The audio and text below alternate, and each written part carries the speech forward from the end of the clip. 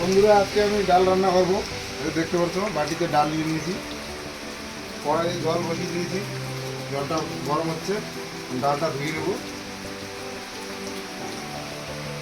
বালতিতে জল আছে রাখা, আর বাইরে বৃষ্টি হচ্ছে তো ওই জন্য কলের ঘরে যাইতে পারছি না, তো এখানেই ধুয়ে নেবো।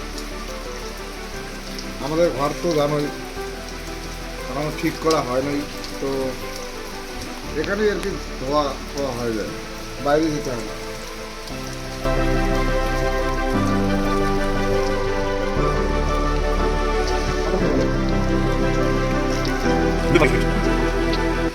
তো ফাইনালি ধোয়া হয়ে গেছে আমার, এবার দিয়ে দেবো এখানে। জলটা প্রচুর হিট হয়ে গেছে।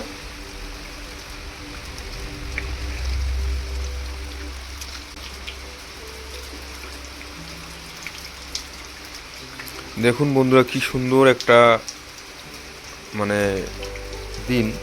এদিকে টুপটাপ টুপটাপ বৃষ্টির সেই ফোঁটার আওয়াজ, আহা হা হা, কি দারুণ মুহূর্ত। আর এইদিকে গরম গরম ডাল ভাত। একটু লবণ দিয়ে দেবো, লবণটা আমার ঢাল দিয়ে দিতে হবে।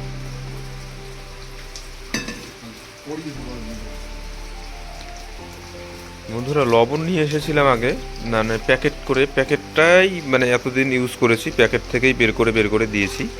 এখন একটা রাখারও জায়গা নাই, এরকম অবস্থা পরিস্থিতি।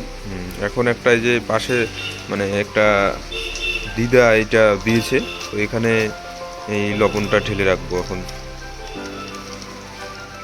খুব সুবিধা হবে এটাতে লবণটা রাখলে। কিন্তু নতুন যখন একটা প্যাকেট কিনে আনবো না, এটার মধ্যে আবার পুরোটা আসবে না রে। পরে দেখা যাবে যতটুকু আসে রাখবো, না আসে আর কি।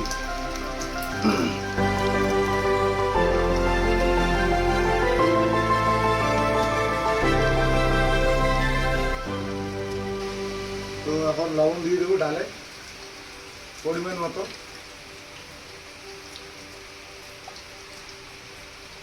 ডালটা ভালোভাবে সিদ্ধ হবে এর জন্য দিয়ে দেবো লবণ।